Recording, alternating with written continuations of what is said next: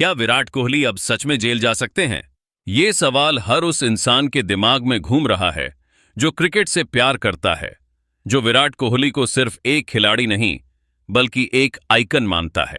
Indian premiere league के 18वें season में जब रॉयल चैलेंजर्स बैंगलोर ने अपनी पहली ट्रॉफी जीत ली तो फैंस की खुशी 7वें आसमान पर थी।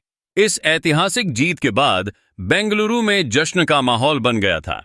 आरसीबी की इस जीत के बाद पूरे शहर में जश्न मनाने के लिए एक भव्य परेड का आयोजन किया गया। लेकिन इस जश्न के माहौल को मातम में बदल दिया एक ऐसी त्रासदी ने जिसकी किसी ने कल्पना भी नहीं की थी। लाखों की संख्या में लोग जब इस परेड में पहुंचे तो वहां पर भारी भीड़ के चलते भगदड़ मच गई और इसी भगदड़ में 11 लोगों की जान चली गई।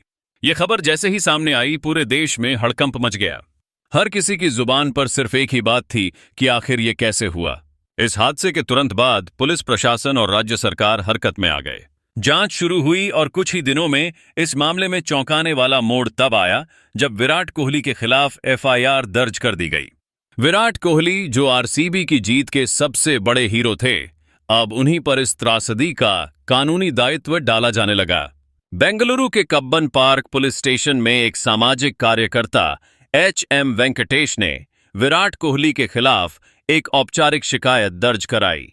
पुलिस ने इस शिकायत को गंभीरता से लिया और एक आधिकारिक पत्र जारी करते हुए पुष्टि की कि क्राइम नंबर 123/2025 के तहत इस मामले को पहले ही रजिस्टर किया जा चुका है और अब विराट कोहली पर दर्ज शिकायत को भी उसी जांच प्रक्रिया के तहत देखा जाएगा।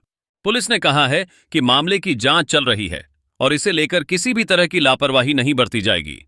इस भगदड़ में सिर्फ 11 लोगों की जान नहीं गई बल्कि 50 से ज्यादा लोग घायल भी हुए। इस घटना की गंभीरता को समझते हुए कर्नाटक सरकार ने इसकी जिम्मेदारी आरसीबी मैनेजमेंट, कर्नाटक क्रिकेट संघ और इवेंट मैनेजमेंट कंपनी डीएनए पर डाल दी है।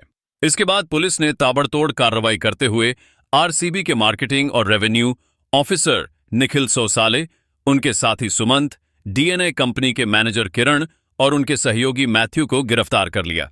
उन्हें न्यायिक प्रक्रिया के तहत 14 दिन की हिरासत में भेजा गया है।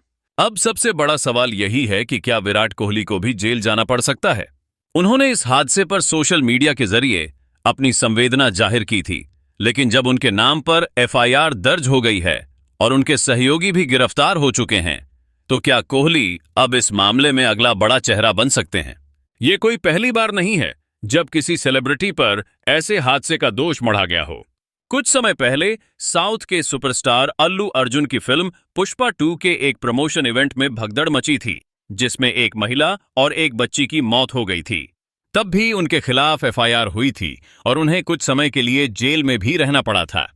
हालांकि बाद में उन्हें दोषी नहीं माना गया, लेकिन कानूनी प्रक्रियाएं हर किसी के लिए समान होती हैं।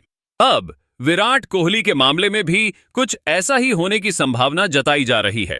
ये पूरी स्थिति फैंस के लिए बेहद तनावपूर्ण है। जो विराट कोहली को भगवान की तरह पूजते हैं, उनके लिए ये खबर किसी झटके से कम नहीं है। क्या क्रिकेट का किंग अब अदालतों के चक्कर लगाएगा? क्या वह भी उन सेलिब्रिटी की लिस्ट में शामिल हो जाएगा जिनकी छवि ऐसे हादसों की वजह से धूमिल हो जाती है? इस मुद्दे पर आपका क्या कहना है? क्या आपको लगता है कि विराट कोहली को इस मामले में जिम्मेदार ठहराना सही है, या वह सिर्फ एक बड़े आयोजन का हिस्सा थे जिसे ठीक से मैनेज नहीं किया गया? क्या सरकार और इवेंट कंपनियों की लापरवाही का खामियाजा अब कोहली को भुगतना पड़ेगा? नीचे कमेंट में अपनी राय जरूर बताएं और इस वीडियो को शेयर करें ताकि बाकी लोग भी इस पूरे मामले की सच्चाई से वाकिफ हो सकें। अगर आप भी क्रिकेट से जुड़े ऐसे ही चौंकाने वाले और ब्रेकिंग अपडेट्स सबसे पहले पाना चाहते हैं तो चैनल को सब्सक्राइब करें और बेल आइकन दबाएं ताकि कोई भी खबर आपसे मिस ना हो। मिलते हैं अगली वीडियो में एक और बड़े खुलासे के साथ। तब तक के लिए ध्यान रखें, सतर्क रहें और अपडेटेड रहें।